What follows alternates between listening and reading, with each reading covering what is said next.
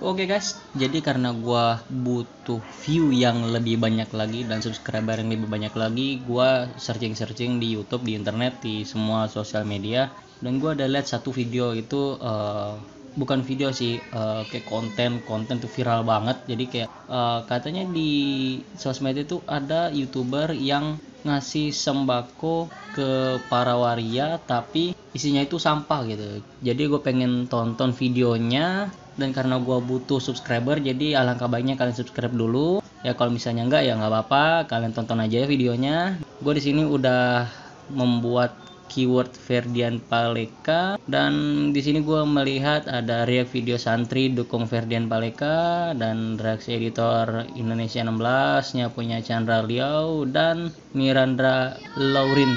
Dan banyak banget sih yang nge-reaction si Ferdian Paleka ini karena kelakuannya gitu ya kan. Nah, sampai Manji pun juga ngomong, dan ada lagi videonya sampai Ibu Ferdian menangis karena ngeliat konten anaknya. Dan apalagi di sini yang ada banyak banget di sini youtuber yang mereaksi si Ferdian Paleka ini. Dan ini kan di sini channelnya nih, Ferdian Paleka nih. Gue liat kemarin itu pas videonya lagi trending booming banget tuh baru 91.000. Sekarang berubah menjadi 110.000 subscriber gitu. Kita cek videonya, videonya nggak ada, videonya di take down, dan gue nggak bisa ngeliat videonya lagi kecuali gue ngeliat video di konten orang. Tapi yang jelas bukan itu yang gue permasalahin. Yang gue permasalahin adalah 2020 ini, mungkin bukan 2020 doang, mungkin sebelum 2020 banyak banget youtuber yang kelakuannya itu ya begini. Cuma yang ini banget, yang paling fatal banget, sama ada satu lagi youtuber yang bikin orang batal puasa demi uang 10 juta. Dan kalau gue lihat di sini, kalau gue amatin ya di videonya ini, kenapa bisa sampai youtuber sampai nekat ngelakuin kayak gitu ya. Pertama yang jelas tuh view ya kan. Kalau viewnya gede berarti video konten dia tuh laku, tapi bukan masalah dari viewnya itu.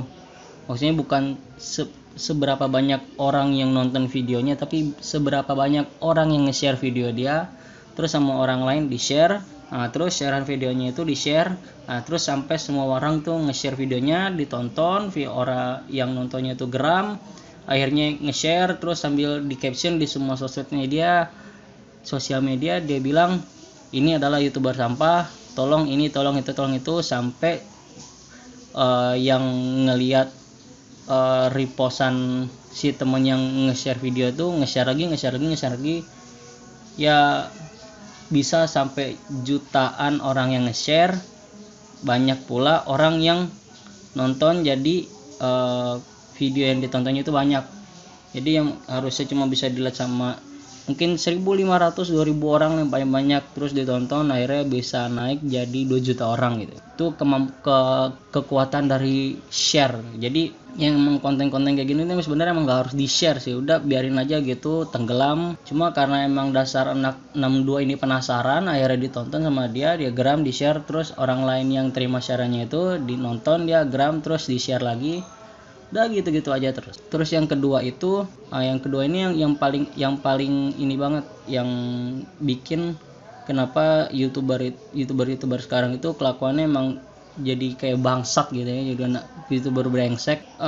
Permintaan dari subscribernya itu sendiri. Jadi bukan karena view, bukan karena apa jadi tenar si youtuber ini, tapi emang dari subscribernya yang kayak monyet gitu kan. Subscribernya yang kayak monyet. Kenapa gue bilang subscriber yang kayak monyet? Karena setiap konten kreator itu kalau dia idenya udah stuck, dia pasti bakal nanya dong sama viewersnya, sama subscribernya.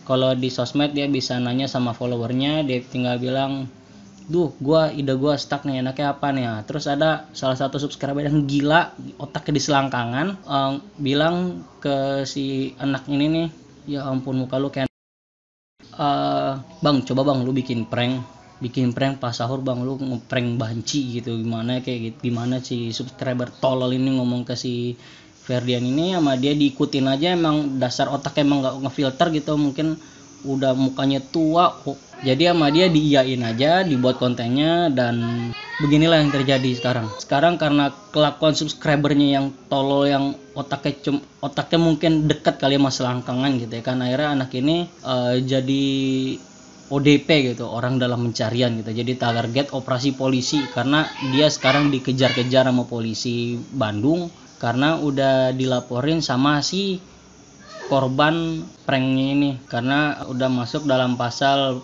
perbuatan tidak menyenangkan dan pasal tentang undang-undang ITE ini. Kalau misalnya undang-undang kalau gua lihat ya, kalau misalnya masuk pasal perbuatan tidak menyenangkan sama UU ITE aja, itu hukumannya itu paling enggak 3 tahun, denda maksimal itu 600 juta. Tapi kalau misalnya perbuatan tidak menyenangkan tuh gue lupa berapa, cuma sih kalau misalnya gua seksamain ya, kalau gua cermatin, anak ini kalau ketangkap ini bisa sampai 6 tahun penjara. Ini mungkin dendanya mungkin bisa sampai miliaran.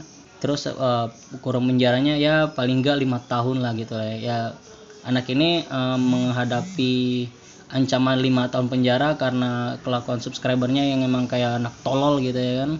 Otaknya otak selangkangan yang tiap hari cuma makan tidur onani doang kayaknya di subscribernya.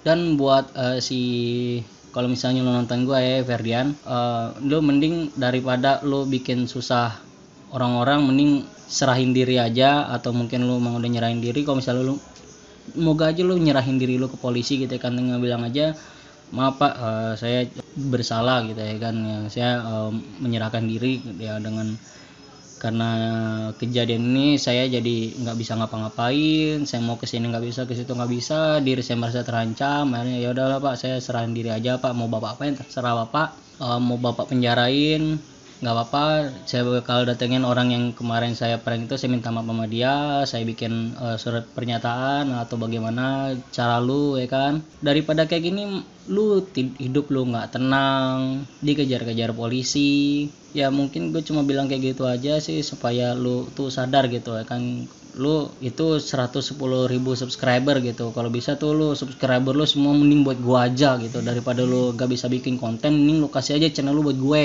pas kan, enak gitu. Jadi gua bersihin komunitas channel lu yang kayaknya udah nggak bisa diselamatin lagi gitu. Jadi kalau lu ngeliat video gua ini ya literally lu tuh udah bener-bener alone nih. Kalau kata gue tuh lu udah bener-bener sendiri, lu udah nggak bisa ngapa-ngapain lagi. Ya mending lu angkat tangan, lapor, serahin diri ke polisi. Nah buat yang lain-lainnya nih ya, untuk para konten-konten kreator yang emang masih pengen bikin prank, coba pikir lagi sekali gitu. Lu mikir pakai otak, lu manusia dikasih otak buat mikir gitu ya kan. Coba lu kalau mau masih pengen bikin prank, coba bikin prank tuh yang seenggaknya nggak ngerugin orang lain, nggak bikin malu orang lain, nggak nyusahin orang lain, nggak ngerasain orang lain.